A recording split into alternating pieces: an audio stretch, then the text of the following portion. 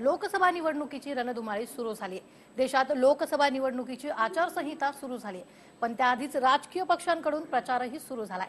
या प्रचारात सत्ताधाऱ्यांकडून सरकारच्या कामापेक्षाही एअर स्ट्राईक आणि अभिनंदन यांच्या घरवापसीचाच उल्लेख जास्त झालाय। हवाई दलाची सैन्य कारवाई हीच भारतीय राजकारणाच्या केंद्रस्थानी आली। त्यामुळे आता थेट निवडणूक आयोगालाच प्रचारात सैन्याचा वापर न करण्यासंदर्भात ताकीद द्यावी लागली। आता निवडणुकीचीच घोषणा झाल्यानं या निवडणुकीत एअर स्ट्राईक गेम चेंजर ठरणार का, हा प्रश्न आता निर्माण होतोय। एअर स्ट्राईक पाकिस्तानवर, नुकसान काँग्रेसचं।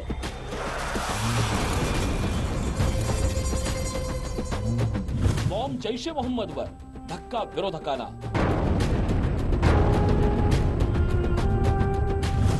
अभिनंदन यांची घर वापसी, मोदींसाठी सत्ता वापसी।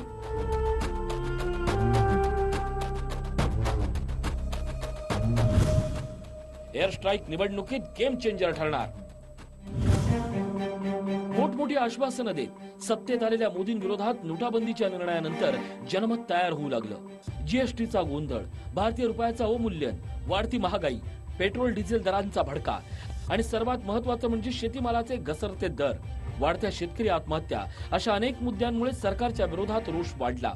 परिणामी डिसेंबरमध्ये झालेल्या 5 राज्यांमधील विधानसभा निवडणुकीत भाजपला दारुण पराभवाचा सामना करावा लागला। त्यात राफेलच्या मुद्द्यावरून विरोधकांचा घणाघात सुरूच होता, पण पुलवामा दहशतवादी हल्ला, त्यानंतर हवाई दलानं केलेला एअर स्ट्राईक आणि विंग कमांडर अभिनंदन यांच्या घर वापसीनं मोदींची ही राजकीय वापसी झाली। 5 राज्यातील पराभवानं बॅकफूटवर गेलेले मोदी फ्रंट फूटवर खेळू लागलेत। राफेलच्या मुद्द्यावरून नजर चोरणारे मोदी त्याच मुद्द्यावर विरोधकांवर आसू डोडू लागलेत। इन शहीदों का बलिदान व्यर्थ नहीं जाएगा। आतंक के सरपरस्तों ने जो गुनाह किया है वो चाहे जितना छिपने की कोशिश करें, उन्हें सजा जरूर दी जाएगी। तो अभी एक पायलट प्रोजेक्ट हो गया।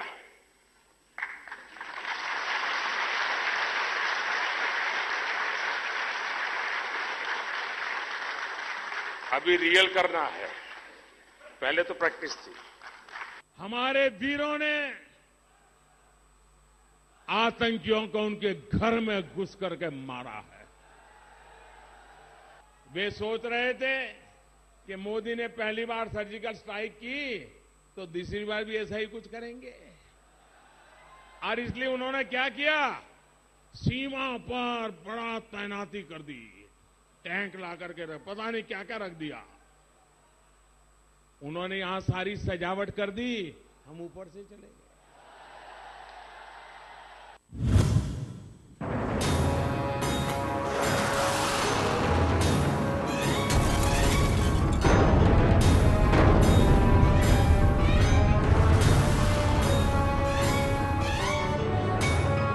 सव्वीस फेब्रुवारी रोजी झालेल्या एअर स्ट्राईक नंतर मोदींची देहबोलीच बदलली आहे। एअर स्ट्राईक नंतर झालेल्या मोदींच्या प्रत्येक भाषणात भारतीय सेनेच्या कारवाईचा उल्लेख आणि विरोधकांवर हल्ला केला जात होता। एवढंच नाही तर शहीद जवानांचे फोटो लावून मतदारांना भावनिक साथ घातली जात होती। त्यामुळेच पुलवामा हल्ला आणि एअर स्ट्राईकचा मोदी राजकीय वापर करत असल्याचा आरोप काँग्रेस वारंवार करत होती। हमारे लोग शहीद हो रहे तब तक कांग्रेस पार्टी कोई राजनीतिक आक्रमण नहीं करेगी। सही बोला मत बोला, सही बोला। अब प्रधानमंत्री पुलवामा में बहुत तत्पर है, मीडिया को कहते हैं हिंदुस्तान एक साथ खड़ा है, और फिर कांग्रेस पार्टी विपक्ष पर आक्रमण करते हैं उसी समय। विंग कमांडर अभिनंदन वर्धमान यांच्या भारत वापसीनं तर राजकीय पोस्टर वॉरच सुरू झालं। प्रामुख्यानं सत्ताधारी भाजपच्या राजकीय पोस्टर्सवर सर्रासपणे एअर स्ट्राईक आणि अभिनंदन यांचे फोटो झळकत होते। पण अखेर शनिवारी निवडणूक आयोगानं राजकीय पक्षांना निवडणुकीमध्ये लष्करी अधिकारी किंवा जवानांचा फोटो वापरू नका असे निर्देश दिले आणि हे पोस्टर वॉर संपलं। पण पोस्टर्स हटले असले तरी नेत्यांच्या भाषणातून मात्र एअर स्ट्राईकचा राजकीय वापर सुरूच असल्याचं दिसतंय। पूर्वी तर आपण पाकव्याप्त काश्मीरमध्ये गेलो होतो, पण यावेळी प्रत्यक्ष पाकिस्तानच्या सीमेमध्ये घुसून आमच्या एअर फोर्सने एअर स्ट्राईक करून भारत काय हा दाखवून दिला। अभी मुझसे बैठे बैठे आशीष पूछ रहे थे तीसरी सर्जिकल स्ट्राइक का क्या, तो मैंने कहा तीसरी सर्जिकल स्ट्राइक इस देश का मतदाता करेगा, विपक्ष की इच्छाओं और आकांक्षाओं को धराशायी करके, राजनीतिक पंडितों के अनुमान और अंदाजों को गलत साबित करके अपार बहुमत से प्रधानमंत्री मोदी की सरकार बनाकर तीसरी स्ट्राइक हिंदुस्तान में होगी जो मतदाता करेगा।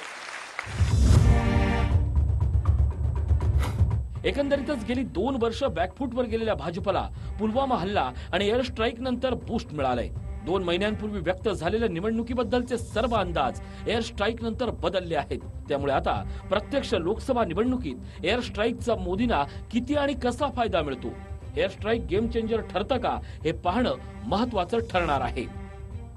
शरद जाधवसह ब्युरो रिपोर्ट TV9 मराठी। तर वळूया पुढच्या बातमीकडे। भारतीय हवाई दलानं पाकिस्तानात घुसून बालाकोटमध्ये दहशतवादी तळ उद्ध्वस्त केले, पण भारतीय सैनिकांच्या या शौर्याचंही काही नेत्यांनी राजकारण केलंय। सत्ताधाऱ्यांकडून सैनिकी कारवाईचं भांडवल करण्यात आलं, तर दहशतवाद्यांच्या खात्म्याबद्दल संभ्रम असल्यानं काही विरोधकांनी एअर स्ट्राईकचे पुरावे मागत सरकारला घेरण्याचा प्रयत्न केला। सत्ताधारी आणि विरोधकांनी कशा प्रकारे राजकारणाचा कळस गाठला जाणून घेऊया या TV9च्या स्पेशल रिपोर्टमधून। एअर स्ट्राईकच्या राजकारणाचा कळस, सत्ताधाऱ्यांची श्रेय घेण्यासाठी चढाओढ,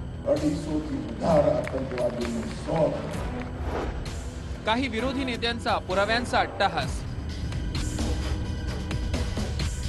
देशद्रोही ठरवणाऱ्यांना पुन्हा आला उठ। तो अभी एक पायलट प्रोजेक्ट हो गया, अभी रियल करना है, पहले तो प्रैक्टिस थी। लोकसभा निवडणुकीच्या तोंडावर झालेला एअर स्ट्राईक आणि त्यावरून तापलेलं राजकारण असं गढूळ वातावरण देशानं मागील 15 दिवस पाहिलं।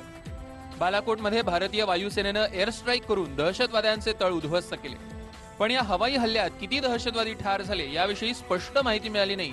असं असतानाही सरकारमधील अनेक नेत्यांनी याचं राजकारण सुरू केलं।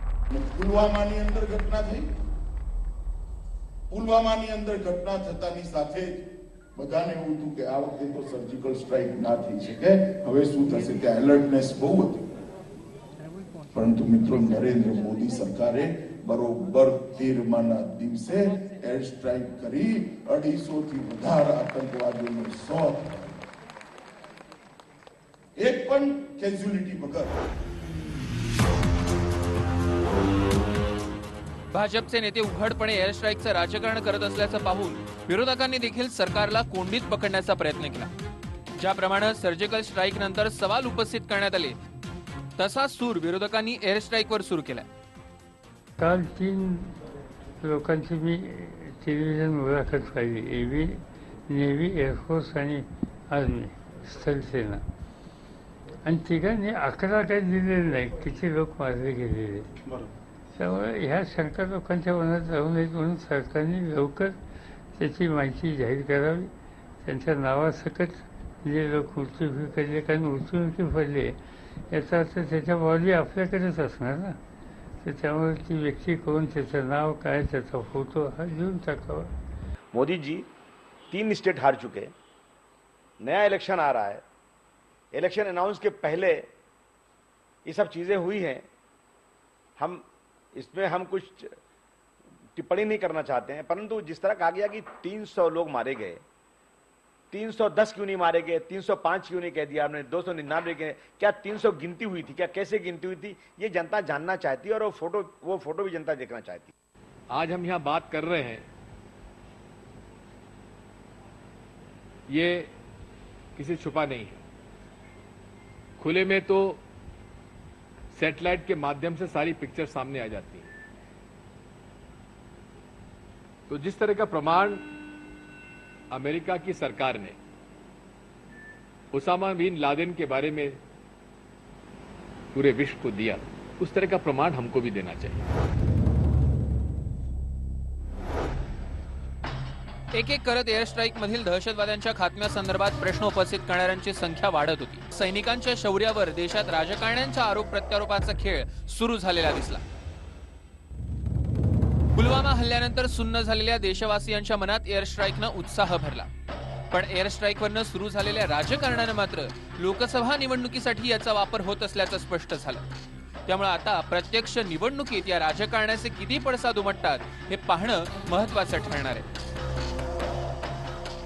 Bureau report, TV9 Marathi. Rafale घोटाळा, ज्यामुळे मोदींच्या देश का चौकीदार संकल्पनेवरच घणाघात करण्यात आला, असा हा राफेल घोटाळा. थेट पंतप्रधान मोदींवर भ्रष्टाचाराचे आरोप राफेल प्रकरणी करण्यात आले. विरोधकांचा हल्ला आणि सत्ताधाऱ्यांचा प्रतिहल्ला अशी राजकीय दंगल संबंध देशात पाहिली. आता प्रत्यक्ष निवडणुकीत राफेल प्रकरण कोणाला झटका आणि कोणाला फायदा पोहोचवतं याकडे सर्वांचं लक्ष लागलंय. चौकीदार चोर है. चौकीदार की चोरी रंगे हाथों पकड़ी. Because somebody did not receive something somewhere. The members of the family are today out on bail. Rafale को लेकर के ये झूठ भी इतने कॉन्फिडेंस से क्या बोलते हैं?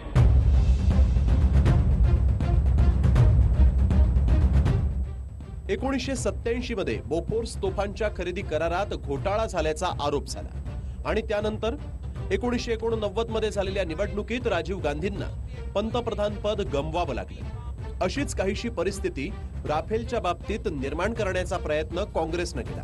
राफेल डीलवरून काँग्रेसनं थेट पंतप्रधान नरेंद्र मोदींवर हल्ला चढवला. आधी आणि लंबानींवर हल्ला चढवणाऱ्या राहुल गांधींनी यात थेट नरेंद्र मोदींच्या सहभागाचे गंभीर आरोप केले. पत्रकार परिषदेपासून ते थेट संसदेत मोदींच्या विरोधात घणाघात केला. बीजेपी के नेताओं से मैं कहता हूं, डरने की कोई जरूरत नहीं है. जेपीसी लागू कीजिए, दूध का दूध पानी का पानी हो जाएगा. देश को पता लग जाएगा कि नरेंद्र मोदी जी जिन पे देश ने भरोसा किया था, नरेंद्र मोदी जी ने स्वयं अनिल अंबानी जी के डबल ए के जेब में 30,000 करोड़ रुपए डाले. काँग्रेसकडून सर्वतोपरी राफेल कराराचा घोटाळा उघड करण्याचा प्रयत्न होत होता. त्याच वेळेस भाजपकडून मात्र वारंवार काँग्रेसचे आरोप फेटाळण्याचा प्रयत्न झाला. कधी स्पष्टीकरण तर कधी इतिहासातील घोटाळ्यांवरून काँग्रेसला प्रत्युत्तरही देण्यात आलं. Something didn't suit them. You just had a commercial bid anywhere. After the bid is opened, will there be any interference? They are now talking about interference from the PMO. This is interference because somebody did not receive something somewhere. This is the interference. You stop the deal forgetting that the Air Force was suffering. The members of the family are today out on bail. Why was कागज में साफ लिखा है Narendra Modi parallel negotiation कर रहा था. काँग्रेसकडून वारंवार मोदींच्या स्पष्टीकरणाची मागणी केली जाते, पण मोदी मात्र तोंडावर बोट ठेवून मौन बाळगून होते.